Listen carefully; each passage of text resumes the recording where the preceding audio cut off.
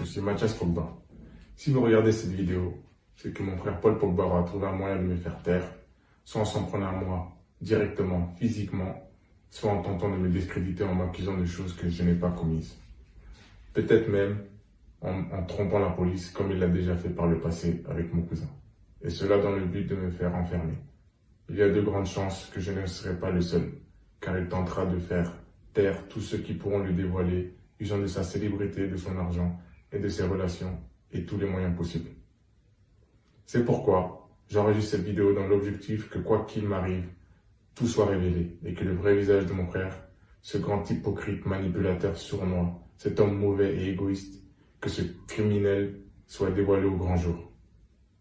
Ainsi, dans cette vidéo, je vais révéler tout ce dont je vous ai fait l'annonce précédemment.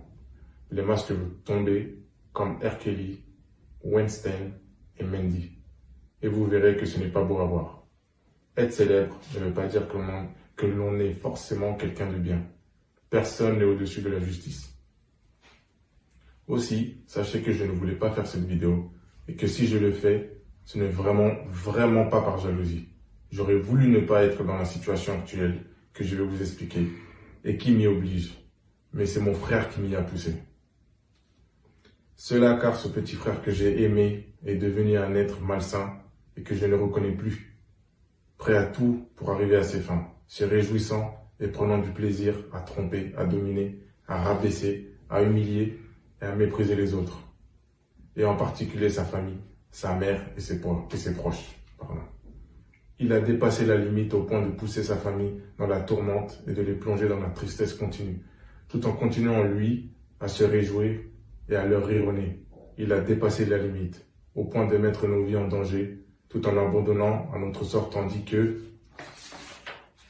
lui se mettait à l'abri des dangers qu'il a lui-même créés. Nous avons enduré son mal et son injustice durant de nombreuses années en espérant qu'il changerait, mais il n'en est rien. Mais c'est plutôt de pire en pire. Et notre famille souffre de plus en plus.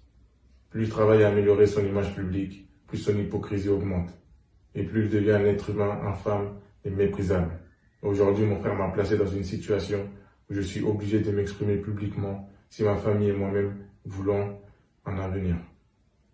J'ai bien conscience que ce sont des graves accusations que je porte contre mon frère, mais une fois que vous aurez entendu mon récit, appuyé par des preuves, des éléments probants et des témoignages, vous pourrez juger de si j'exagère ou au contraire si j'ai minimisé la gravité de cette affaire. Ainsi, cette affaire, les méfaits de mon frère et mon récit s'articulent autour de 5 sujets qui vous permettront de comprendre la réalité de ce personnage et la gravité de la situation. Je vous les résume d'abord avant de tout vous expliquer et de rentrer dans les détails. Alors tout d'abord, il y a la famille et son véritable comportement envers elle. Et la vérité est loin de l'image devant des caméras. Car la réalité est qu'il a tourné le dos à sa famille sans raison. À sa famille qui ne lui a rien fait de mal. Car au contraire, il est né et a vécu dans une famille aimante, soudée, très soudée, qu'il a toujours soutenue et encouragée. Et quand je dis tourner le dos, je ne parle pas simplement de couper les ponts et de faire sa vie.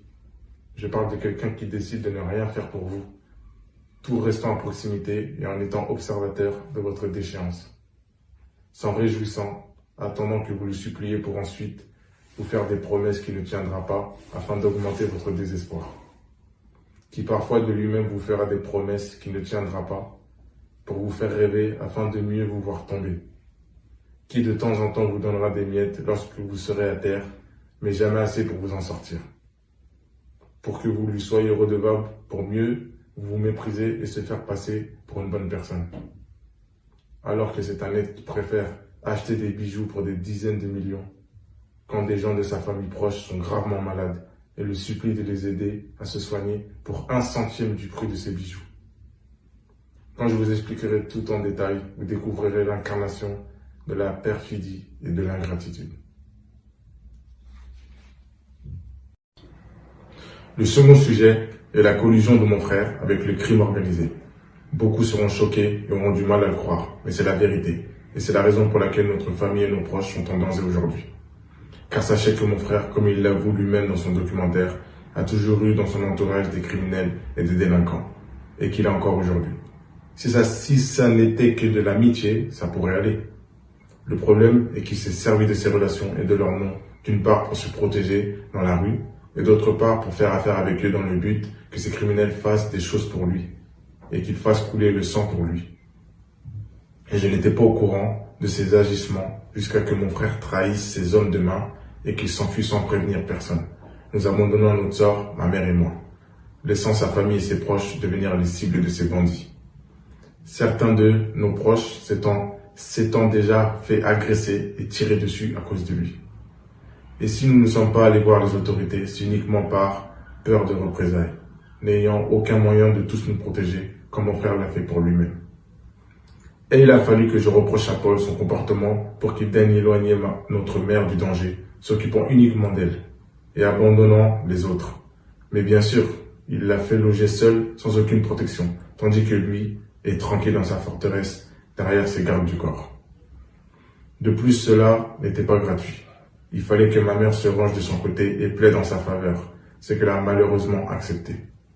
Ainsi aujourd'hui, j'œuvre pour la suivi du reste de ma famille et je vous en dirai tout en détail. Le troisième sujet est sa collaboratrice, Rafaela Pimenta, qui aujourd'hui a pris la relève de Mino Raiola, qui avait lui-même succédé à Walid Tanazefti. Or, celle-ci a pris la relève tant au niveau professionnel qu'au niveau de la manipulation. Car si mon frère est devenu ce qu'il est, c'est en grande partie car ces trois, en plus d'une autre personne dont on parlera après, ont particulièrement œuvré à l'isoler pour mieux l'influencer et le manipuler, faute de quoi le premier Walid a pu tromper mon frère, comme ce fut relaté dans les journaux. Le deuxième, Milo, secondé par Rafaela, a pu se gaver sur son dos, comme avec aucun autre joueur. Et la dernière, Rafaela, assure désormais la relève l'aidant, entre guillemets, à gérer ses finances de façon rapprochée. Rapprochée en ayant sa propre chambre chez mon frère et en organisant des réunions nocturnes en nuisette dans le lit de mon frère. Et quand je dis qu'ils ont travaillé à séparer mon frère de sa famille, c'en est au point que lorsque j'ai appelé Rafa à l'aide car ma vie et celle de ma famille étaient en danger, elle m'a tout simplement ignoré, étant par cela soit complice de mon frère, soit faisant au moins preuve de non-assistance à personne en danger. Ainsi, je vous raconterai comment elle a infiltré notre famille jusqu'à quasiment tout gérer et devenir la seconde mère de mon frère.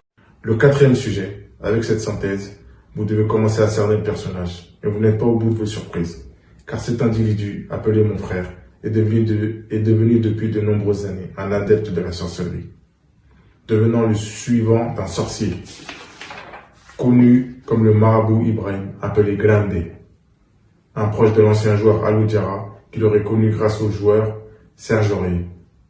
C'est d'ailleurs de ce sorcier que je parlais précédemment, comme l'autre personne ayant œuvré à isoler mon frère, car les sorciers aiment détruire les familles. Les musulmans comprendront de quoi je parle, et d'autres riront en entendant cela, surtout à cette époque matérialiste. Mais le plus important ici, ce n'est pas ce que vous y croyez ou non, ou si cela marche ou pas. L'important est ce qu'implique cette pratique comme des choses immondes et odieuses, et ce qu'elle révèle comme noirceur intérieure et méchanceté de ses pratiquants. Car, pour les rituels démoniaques, il vous sera demandé, en plus de votre argent, de blasphémer, d'accomplir des actes immoraux tels que le meurtre, le sacrifice d'innocents, le viol, la pédophilie, d'abandonner votre famille, de vous en prendre à votre famille et bien d'autres mauvaises choses. Quant à ce que mon frère a fait, tout d'abord, parmi ce qu'il y a de sûr, c'est que les criminels agissant en son nom ont fait couler le sang. De plus, pour les objectifs de mon frère lors de ses pratiques maléfiques, sachez que mon frère à plusieurs reprises a jeté des sorts à ses coéquipiers footballeurs, dont le prodige Kylian Mbappé. Que ce soit par jalousie ou pour gagner une rencontre. Mais nous en verrons plus avec plus de détails et plus de preuves, plus loin dans cette vidéo. Ainsi, on arrive au cinquième et dernier sujet, l'islam de mon frère. Et peut-être que là, vous voyez le problème, car l'islam et la sorcellerie sont incompatibles. Impliquant que quiconque pratique la sorcellerie en tant que prétendant être musulman n'est en fait qu'un grand hypocrite. C'est que l'islam nous apprend. Il s'agit d'un mécréant se faisant passer pour un musulman afin de mieux les tromper. Et c'est d'ailleurs ce que souvent les marabouts sorciers demandent à leurs adeptes. Prétendent être musulmans pour mieux se cacher, mieux blasphémer et mieux répandre le mal. Ainsi, vous avez vu mon frère instrumentaliser l'islam et à la cause palestinienne. Pour se faire bien voir et gagner le soutien du monde musulman et des banlieues. Aller à la Mecque afin de bien se faire filmer pour les réseaux sociaux. Pour avoir l'image d'un pieux, lui qui aime fréquenter les lieux des débauches de la nuit.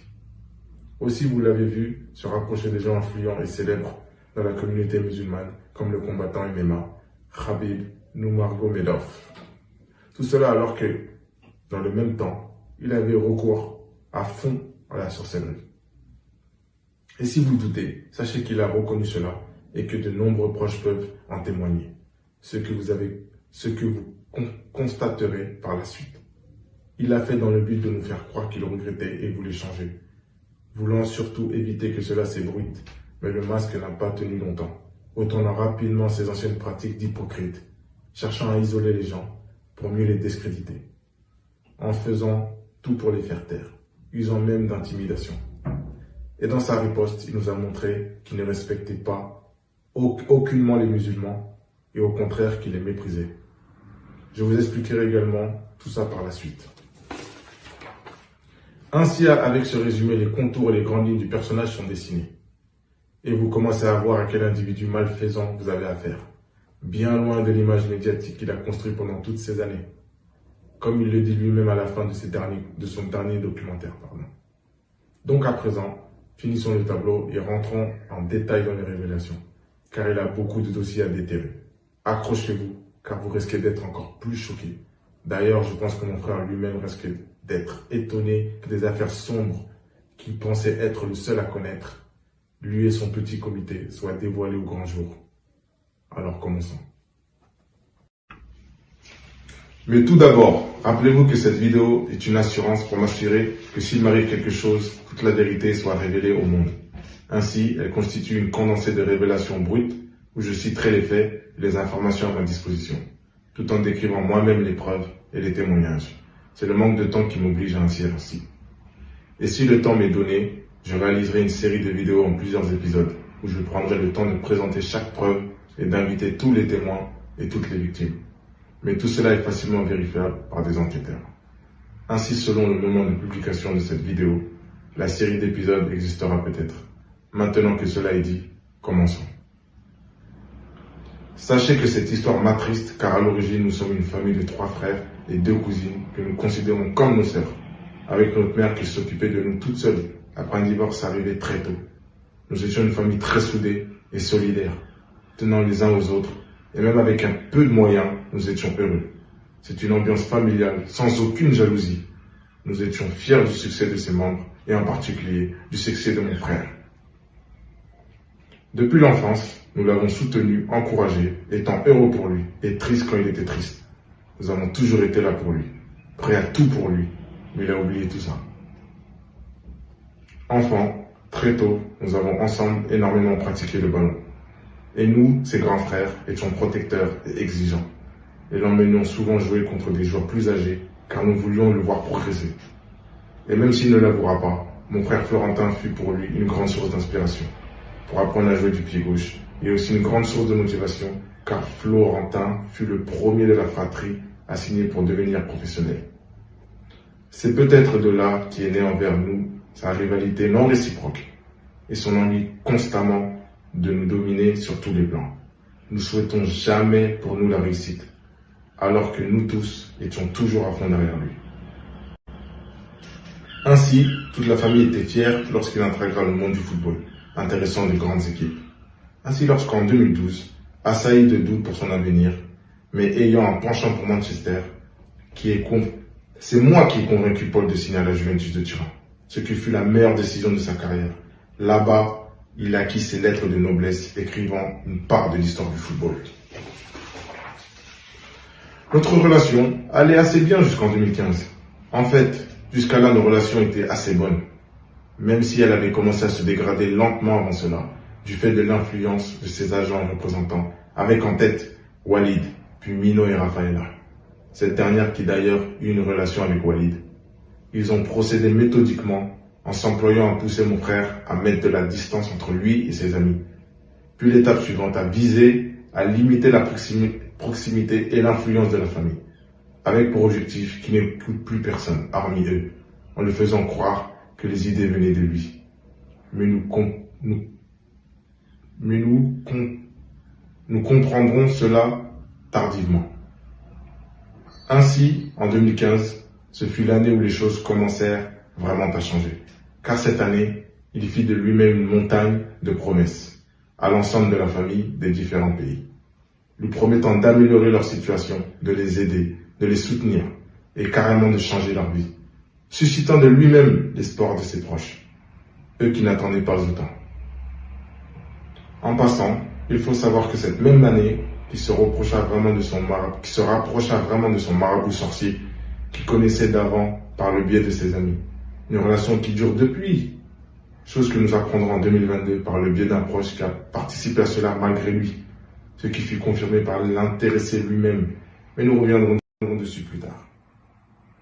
Ainsi, donc Paul promit de s'occuper de la famille, de prendre soin d'eux, de leur acheter des maisons, de leur financer des business. Et pour les plus démunis de la famille, dont nous savons que certains habitent des ghettos et dorment dans des appartements remplis de rats, il promit de les sortir de la précarité.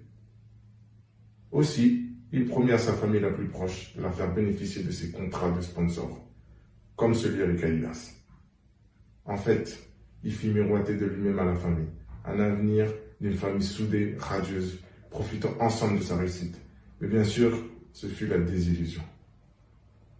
Comprenez bien que nous ne convoitons pas sa richesse, mais que c'est plutôt lui seul qui s'est mis à faire des promesses à sa famille pour ensuite n'en tenir aucune et les abandonner. Et toute la famille peut témoigner de cela. Témoignage que vous verrez si j'ai la possibilité de faire ces révélations en plusieurs épisodes. Ainsi, en 2016, il attaquera Manchester United après un transfert au montant historique, signa un grand contrat avec Adidas et éteint le pic de sa notoriété. Et cela ne put se faire qu'après des tractations houleuses avec son ancien agent, Walid Tanazulti, qui après des années d'emprise sur lui, avait réussi à lui dérober ses droits à l'image en lui faisant signer des contrats de cession de droits à son insu. Ainsi, sous la menace d'un sabordage du transfert et du contrat de sponsoring, il a fallu débourser plus d'une dizaine de millions d'euros pour récupérer les droits afin que les transferts puissent se faire. Au passage, Mino, qui collaborait avec Walid, a pu prendre la relève dans l'emprise et se gaver de plus d'une trentaine de millions d'euros sur le dos de mon frère. C'est d'ailleurs à ce moment-là que Mino plaça Rafaela au plus près de mon frère. Elle qui l'avait déjà travaillé au corps, avec des réunions professionnelles nocturnes en nuisette, dans le lit de mon frère, au moins dès 2014, date où nous avons été témoins. 2016 marque aussi un changement du tout au tout. Mon petit frère devient complètement distant et hautain avec la famille, et même avec sa propre mère. Il oublie toutes ses promesses, et quand la famille les lui rappelle, notamment les plus démunis, il fait semblant d'oublier, change de sujet. Lorsqu'il répond, c'est pour finalement refuser d'aider en rabaissant, humiliant et méprisant les gens. Ainsi, mon frère jumeau et moi-même, avec des moyens bien moindres que notre petit frère, avons essayé d'aider au maximum pour soulager les difficultés de notre famille, assez nombreuses, ainsi que nos amis proches. Ainsi, parmi le cas des promesses non tenues envers nos proches les plus en difficulté, il y a celui de notre tante, la sœur de ma mère, vivant en Belgique, dans les quartiers pauvres, étant handicapée suite à des opérations aux 2 genoux, étant dans l'impossibilité de travailler. Alors, lorsque celle-ci lui demanda de l'aide, lui demandant s'il pouvait tenir sa promesse de lui faire vivre dans de meilleures conditions, loin du ghetto, ou au moins de l'aider, il l'envoya balader et au bout d'un moment, il ne répondait même plus à ses appels. Ensuite, lorsque notre cousine, la fille de notre tante, aujourd'hui mère de famille, qui est comme notre sœur, car ayant grandi avec nous dans la même maison, ayant pris soin de nous, l'a imploré de les aider. Il leur envoya au moins 10 000 euros couvrant une fraction de leurs dépenses, entre les soins de santé, le loyer, la nourriture et les dettes. Et lorsqu'elle le remerciait quand même, mais lui expliquant que ce n'était pas assez au vu de leurs problèmes, il lui répondit de façon hautaine qu'il n'était pas sa banque. Lui qui porte des montres à 300 000 euros. Et donc, depuis lors, il les a abandonnés, pouvant parfois rouler en Rolls-Royce à moins de 15 minutes de chez elle, sans même chercher à prendre de leurs nouvelles. Aussi, ce que vous devez vraiment comprendre ici, c'est le niveau immense d'ingratitude de mon frère envers notre tante directe, la grande sœur de notre mère, une femme de cœur et de valeur qui a toujours été là pour notre famille, notamment au début, quand nous n'avons rien. Elle nous a assistés tant moralement que financièrement. Et maintenant, vous voyez comment mon frère traite celle qui devrait être considérée comme sa mère, alors que par le passé, à certains moments, il fut nourri grâce à elle. Et donc, vous comprendrez aisément que cette situation puisse attrister et faire pleurer notre tante, non pour le manque d'argent, mais pour l'incompréhension du mauvais comportement de mon frère envers elle. Cela sans même parler de notre cousine, de notre sœur, qui prie de nous lorsque nous étions jeunes.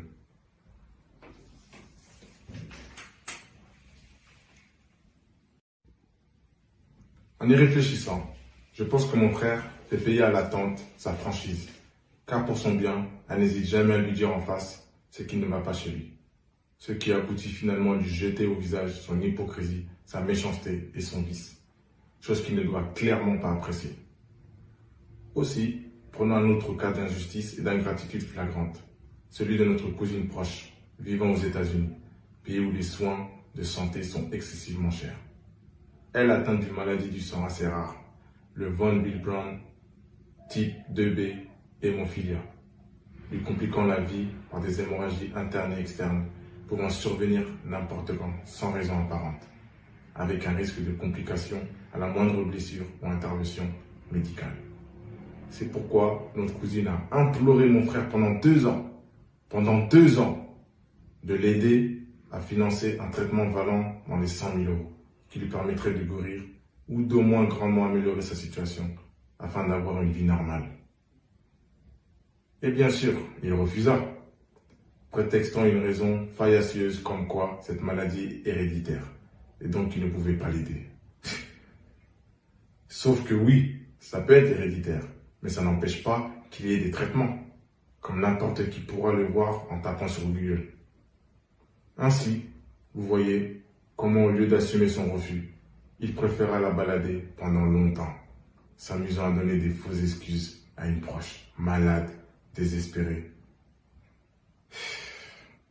qui attend jusqu'à présent depuis plus de 3 ans ce jour. Vous pourrez peut-être penser qu'il a le droit d'être avare, alors que l'avarice est l'un des pires défauts de l'homme. Qui aime les gens avares? Mais n'oubliez pas que de base, c'est lui qui s'est proposé d'aider les gens et leur a fait la promesse, et que lorsqu'il n'avait clairement pas l'intention de donner, il balada les gens, laissa les plus désespérés le supplier pendant des années. Cela, alors qu'il n'hésite pas à offrir des Rolex ou des bagues en diamant, valant des centaines de milliers d'euros à l'ensemble de son équipe de foot, composée de gens n'en ayant pas besoin du tout, car eux-mêmes déjà extrêmement riches, tandis que la famille à qui il doit la vie est dans la situation totalement inverse. Aussi, dans la version longue, en plusieurs épisodes, vous aurez droit à tous les témoignages de la famille. Surtout que j'ai moi-même bénéficié de son mauvais traitement lorsqu'en 2017, je fus blessé au tendon d'Achille, me retrouvant sans contrat, sans revenu, sans économie, mon argent ayant servi pour la famille. Et évidemment, il ne m'apporte aucune aide, bien que connaissant ma situation. Mais par contre, il ne se priva pas de chercher à me rabaisser à la moindre occasion, moi son grand frère. Sachez aussi qu'en 2018, la famille a dû faire bloc pour l'obliger à nous obtenir des places pour la Coupe du Monde. Autrement, aucun membre de la famille n'y aurait assisté, chose qui ne l'aurait pas dérangé, ce qui témoigne encore d'un manque d'estime pour sa famille. Et cette année 2018 fut vraiment difficile pour la famille, car plusieurs membres, dont ma mère, nos tantes et d'autres proches, ont connu différents problèmes et heurtent des problèmes financiers, n'arrivant pas à payer leur loyer, se nourrissant difficilement et se retrouvant systématiquement à découvert. Ainsi, mon frère jumeau et moi avons fait ce que nous pouvions jusqu'à nous mettre nous-mêmes en difficulté. Et quand on demandait de l'aide à Paul, aussi minime qu'elle puisse être, soit il nous prenait au mot, qui premier degré, pour bien se moquer de nous en nous donnant que très peu, soit il nous snobait et nous ignorait complètement. Ainsi, je demande, est-ce normal d'agir ainsi envers sa famille? Et encore plus envers sa mère, qu'il présente aux médias comme un modèle, une inspiration, une personne vraiment importante pour lui? Évidemment que non. Mon frère est une personne qui ne pense qu'à lui, qui ne souhaite pas que sa famille réussisse, allant jusqu'à vous dissuader de vos projets, de vos idées, pour ensuite se les accaparer. Comme lorsque notre frère Florentin a proposé l'idée de créer la marque Pogbanks, dans le but qu'elle soit exploitée par les trois frères, et qu'il a refusé, prétextant que ce n'était pas une bonne idée, pour ensuite aller lui-même déposer la marque à son nom, derrière nos dos. Ainsi, si vous allez à l'INPI, vous trouverez la marque à son nom seul, ce qui nous a montré et prouvé qu'il voulait être le seul à exploiter le nom et la marque Pogba, qui, ne l'oublions pas, est le nom de nos ancêtres. Il est également quelqu'un de cupide et tellement avide qu'il essayera malgré toute sa richesse de vous prendre le peu que vous avez.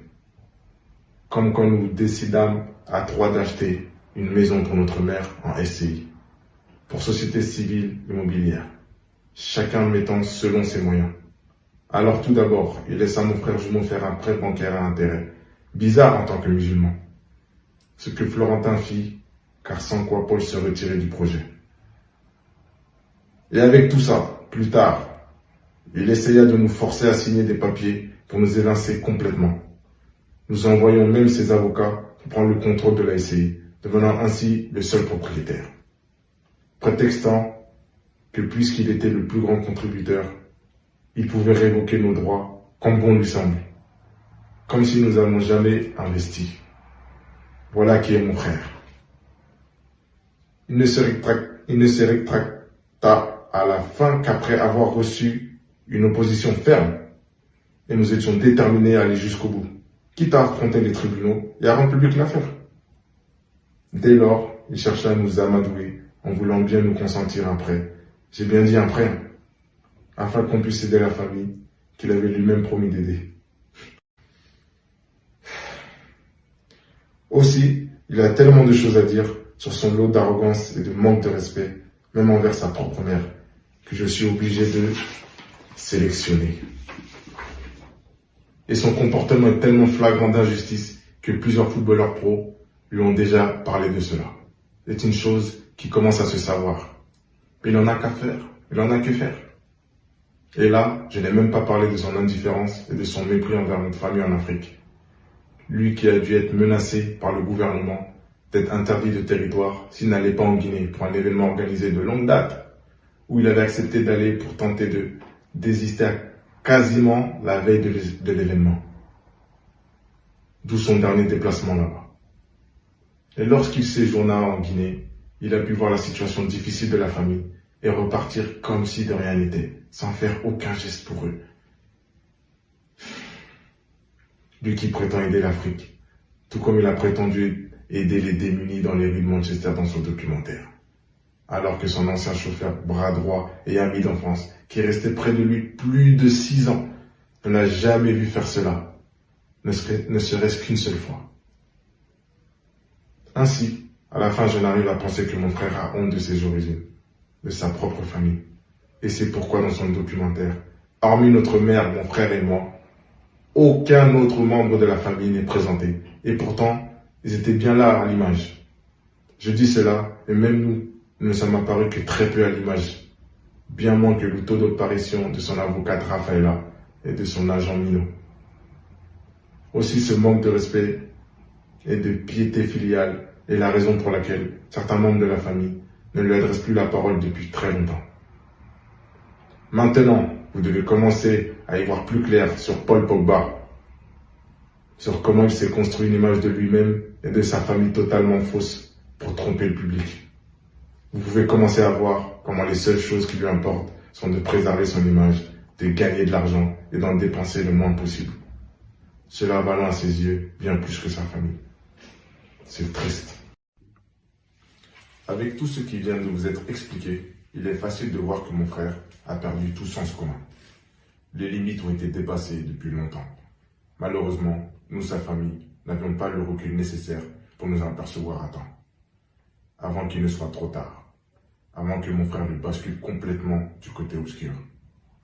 Ce n'est que lorsque les conséquences négatives de ces actes ont commencé à nous atteindre, au point de mettre nos vies en danger, que nous avons réellement compris dans quelle impasse nous nous trouvions.